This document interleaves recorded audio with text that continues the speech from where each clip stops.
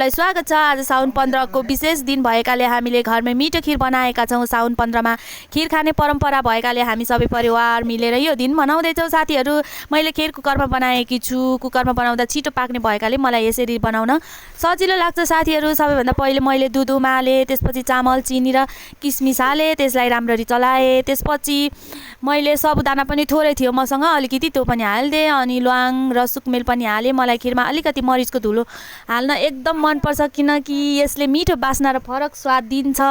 अन्तिममा राम्ररी यो पाकिसकेपछि चाहिँ मैले अन्तिममा 1 चम्मच घिउ हालेर राम्ररी फेरि पकाएँ। खीर पाकिसकेपछि हामीले अचार, मासु र अरू परिकार पनि बनाएका थियौँ।